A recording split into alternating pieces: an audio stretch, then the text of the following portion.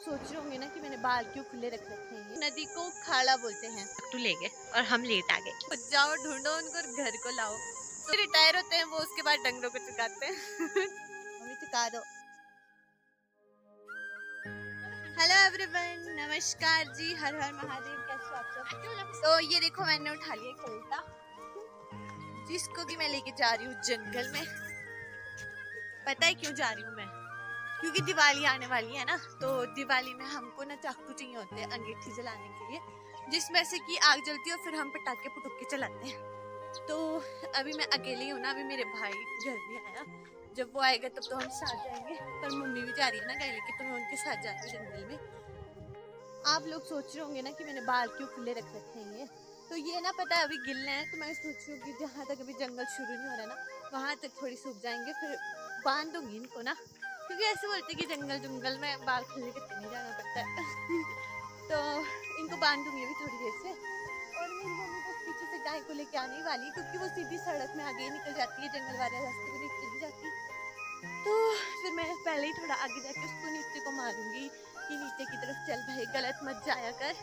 तो चलो जी चलते हैं और उसका वेट करते हो कब तक पहुंचेगी। तो ये देखो, ये आ गई है हमारी गाय लाली और इसका बच्चा। तो चलो भाई चलो नीचे की तरफ। आज तो ये सो गाइस, मैं ना पता जंगल में पहुंचने वाली, तो मैंने अपने बाल बांध लिए। तो अब बस गाय जा रही है और दादी की आवाज सुन रही है। दादी तो पहले ही जंगल में पहुंच चुकी है अपनी गायों को लेके। तो चलो जी, अब आपको मैं दिखाती हूँ और कुछ कुछ बताती भी हूँ। गाइस ये देखो, ये जो रास्ता है ना, ये हमारा जंगल जाने का मतलब पशुओं का रास्ता है ना, तो इसको हमारे यहाँ गोयरा बोलते हैं। और ये पता है, ये जो पीछे छोटा बच्चा है ना हमारे गाय का, ये इतना बुरा है ना, जब मैं इसको पता चलाने लगी ना, मेरे को ऐसे तिरछी निगाहों से देखता ना कि मैं गाई देगा अभी। ये तो मेरे से बिल्कुल नहीं डरता, मैं ही डरती उल्टा इससे। पता नहीं क्या इतना सा बच्चा मेरे को डरा देता है, पागल सा। तो गाइस ये पीछे देख रहे हो ना, ये हमारी नदी है और हम लोग नदी को खाड़ा बोलते हैं। और ये देखो मेरी पिछली तरफ है जंगल, और जंगल को हम लोग बोलते हैं बोन, और जो हमारे पशु हैं उनको हम बोलते हैं डंगर। तो इनको चुगाने के लिए लाते हैं हम डंगर में, तो ये बस सब जा रहे हैं चुगने के लिए। तो गाइस ये देखो, मेरी मम्मी को ना 2 चाकू मिल गए। मम्मी दादी के साथ गप्पे मारी है कि सब चाकू ले गए और हम लेट आ गए। तो मैं तो बस वीडियो बना दी। देखो मम्मी ने मेरे केल्टे में और चाकू डाल दिए, और अब मैं भी वही ढूंढूंगी, ऐसा कुछ नहीं है। और हम जब पता है छुट्टी होते थे ना, तो हम इतने ज्यादा चाकू ढूंढने के लिए जाते थे, और हम ना घर में पता है ढेर ही लगा देते थे चाकू का। जो चीड़ का पेड़ होता है ना, उसमें से निकलता है, और जो चाकू होता है ना, उसको अलग अलग जगह पे अलग अलग नाम से बोलते हैं। तो हम लोग तो इसको चाकू बोलते हैं, लेकिन कुछ लोग इसको कश्ते भी बोलते हैं, और कोई कुछ बोलता है तो कोई कुछ बोलता है। आप लोग कमेंट सेक्शन में बताओ कि आपके यहाँ पे क्या बोलते हैं, है ना, बताना जरूर।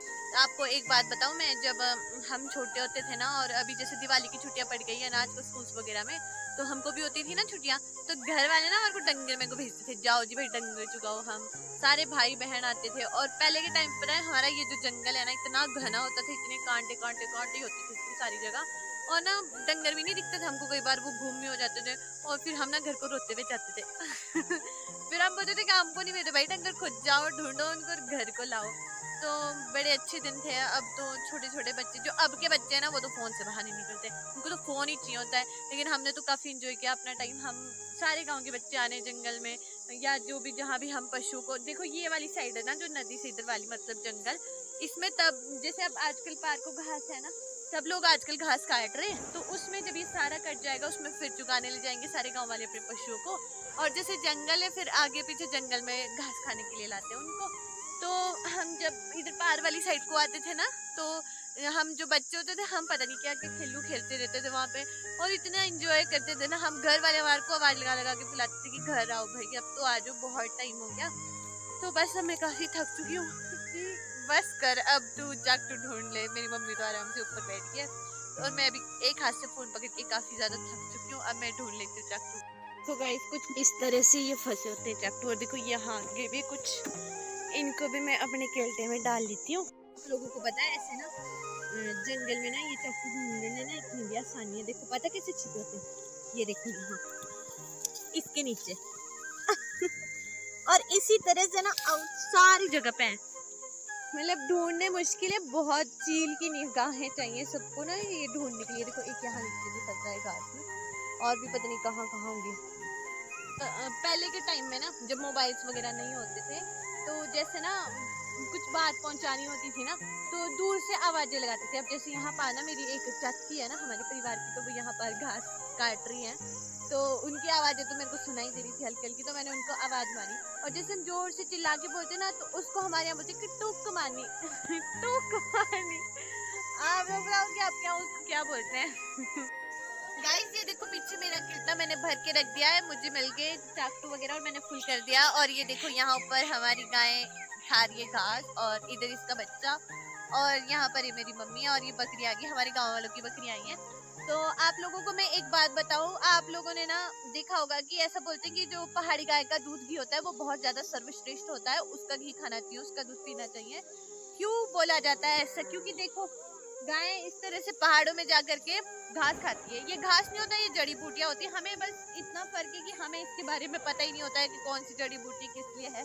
तो गाय जब इस तरह से पहाड़ों में घास खाने जाती है तो वो इसको खाती है, और जो इसके औषधीय गुण होते हैं वो दूध के माध्यम से हम तक पहुंचते हैं। दूध से हम लोग घी बनाते हैं, इसीलिए बोलते हैं कि जो पहाड़ी गाय का दूध और घी है वो सर्वश्रेष्ठ है। तो आप लोग बताओ कि आप लोग कहाँ से हो, और अगर आप पहाड़ों से हो तो आप भी अपने पशु को इस तरह से खोलते हो जंगलों में घास चुगाने के लिए? लेके ही जाते होंगे, पहाड़ी लोग तो सब लेके जाते हैं, मैं भी क्या ही बोल रही हूँ।